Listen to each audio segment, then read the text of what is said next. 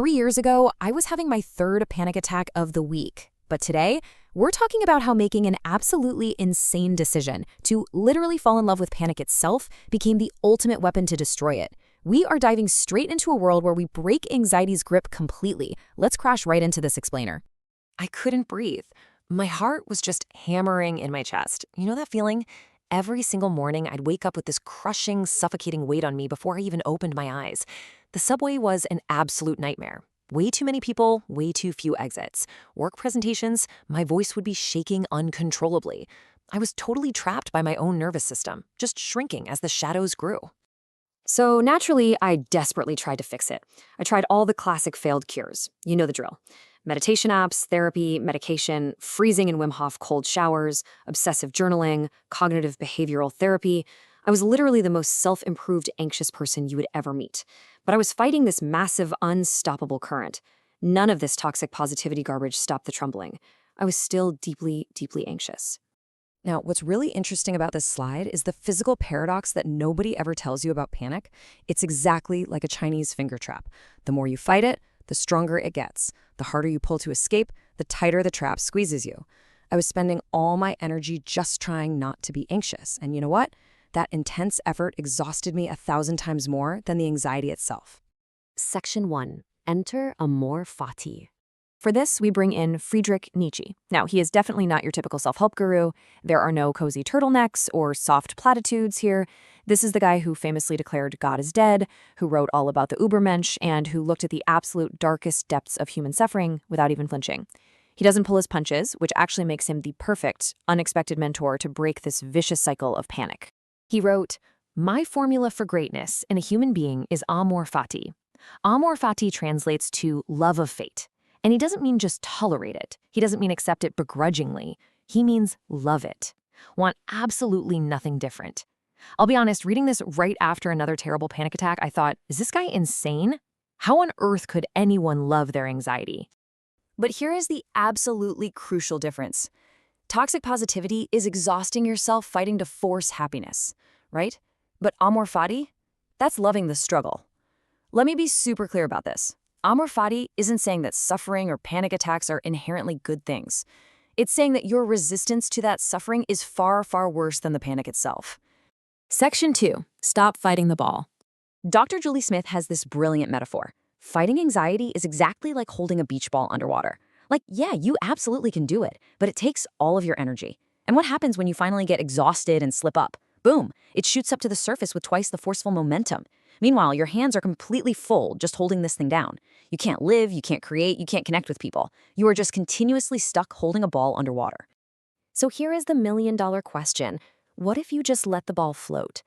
Simply letting that ball float isn't a sign of weakness at all. It is a highly strategic move to reclaim your precious energy. You're not pushing it away, you're not wrestling with it, you're just letting it be. Let's move to and see how this builds. Because Nietzsche takes this even further. He says, Amor Fati, let that be my love henceforth. Someday I wish to be only a yes-sayer. He doesn't just want you to accept the ball floating next to you.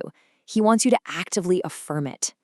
Becoming a yes-sayer to life means upgrading from I can tolerate this anxiety to I actively choose this.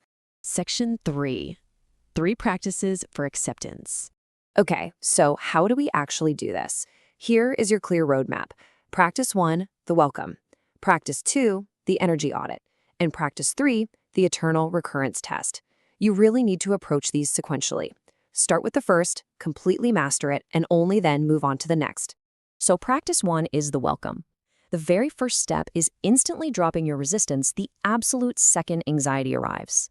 The next time you feel panic creeping in, don't try to distract yourself. Don't try to meditate it away. Just say, out loud or internally, welcome, I've been expecting you. You aren't enjoying it, right? You're just removing the resistance. Because when you stop fighting, the anxiety literally loses its target. Next up is practice 2, the energy audit. Just think about how much time you spend avoiding, planning around, and mentally rehearsing your anxiety. It completely drains your fighting energy. But as you practice the welcome, you reclaim all of that battery. When you stop fighting, you reallocate all that massive energy back to actual living. Now for practice 3, the ultimate challenge of Amor Fati. Nietzsche asks his heaviest question here. Would you choose to live this exact life again? Every moment, exactly as it was, eternally. This is the eternal recurrence test. If the thought of reliving your panic makes you cringe, well, you haven't found the love yet. Keep looking. I asked myself this eternal question during my worst panic, and I realized something pretty profound. Every single panic attack had taught me something. Every moment of terror had deepened my compassion. Every struggle was absolutely necessary to make me who I was becoming today. Would I choose it all again? Yes, not because it was pleasant, but because it was necessary. And necessity is exactly what we must learn to love.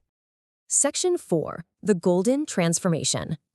Here is what actually changed in my day-to-day life post-acceptance. I didn't miraculously stop having anxious thoughts. I still get a racing heart sometimes. The anxiety clouds still roll in. But I don't take it personally anymore. I don't spiral. I just note it. There's anxiety. The weather passes, but I remain. Its power over me is completely destroyed. And this is the core takeaway you need to remember. You are not anxiety-free. You are free with your anxiety. Amor Fati taught me that the anxiety was never the true enemy. The war against it was. Laying down your weapons completely changes the battlefield. So, I have a question for you. What is one thing in your life you are fighting right now that you could choose to love instead? Let me know down in the comments because I literally read every single one. If this explainer helped you, be sure to hit that like button and subscribe for more. Amor Fati isn't easy. It's not supposed to be, but it is supposed to be worth it. Thanks for watching, and go out there and love your fate.